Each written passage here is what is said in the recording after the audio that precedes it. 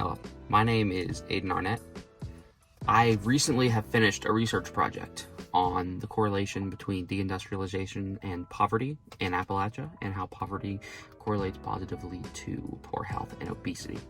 Now, that's a very complex topic, obviously, and I couldn't possibly hope to cover all of that in a video.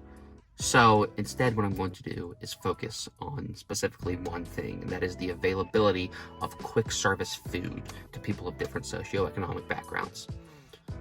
Of course, it's easy to say, oh, if you want to eat healthy food on a low income, you can just go to the grocery store, buy healthy ingredients like raw vegetables, lean meats, and whatnot. But that ignores the fact that you've worked a full day.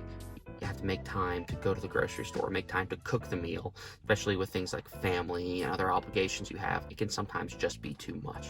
So for simplicity's sake, I'm going to be comparing quick service food for rich people and for poor people based on board prices. I'm going to compare two restaurants, a low price quick service restaurant and a high price quick service restaurant. The low price, I'm actually there right now.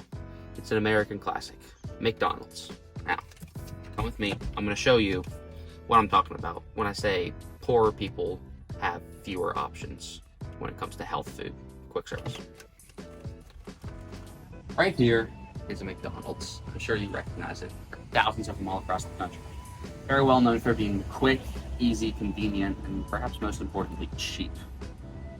The specific menu item I'm going to look at is a double quarter pounder burger with cheese. Now, what can be said that's good about this is it is large and it is filling.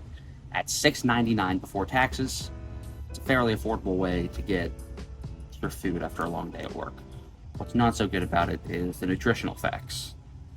A single double quarter pounder burger with cheese.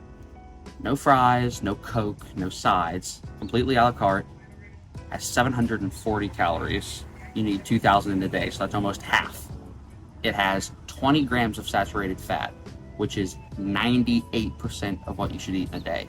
It also has 59% of your recommended daily sodium intake and 55% of your recommended cholesterol intake.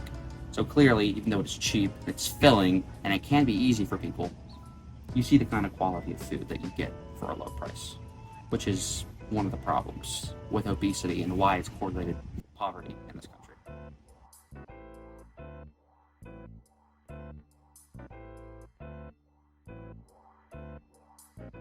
Now we are at our second location, the expensive quick service restaurant. This is called Terra Cafe. It is young, hip, local, and most of all, expensive. I was looking at the menu earlier to find a comparable item for the double quarter pounder, and I found a plant-based burger called a black bean burger, $12.95. Now, this doesn't have any meat in it, and it has one patty compared to the McDonald's burgers too, and it costs about $5 more, so clearly a much more expensive meal. Now, if you come out with me, I will show you the restaurant and talk a little bit more about this item. This is Terra Cafe. As you can see, very cool, very hip, actually right next to a park. So if you have young children, it's very convenient.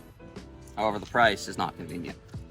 Now, since this is a small local place, I couldn't find the exact nutritional facts. I had to just look up the ingredients, and the difference in nutrition between this place and McDonald's is pretty striking. For the patty itself, it's made of black beans, and one serving of black beans, about half the cup, has a little over 100 calories in it. It has 8 grams of fiber and 7 of protein. A very, very significant amount, because you don't have to deal with the cholesterol and fat that's present in beef. Toppings are equally as healthy. The mixed greens and the tomatoes are very high in vitamin C and K, also in potassium, and the avocado is very high in fat, which might sound bad. Healthy types of fat, monounsaturated, polyunsaturated fats that your body needs. The plant-based bean burger here is a lot healthier than McDonald's burger. However, as I said, it's less food, one patty, $5 more expensive, all without sides or drinks. This place also sells coffee and other drinks. Now, for one person, $5 might not sound like that big of a deal. But if you're trying to feed a family or a group of people, then that money can add up very quickly. So obviously this doesn't solely explain the problems of obesity and poverty in our country and how those two things are linked together. But looking at things like the price and availability of quick service food for different people based on income level can be a really insightful and important way to look at these problems in America in general and Appalachia and West Virginia specifically. I hope you learned something by this video. Thank you for watching.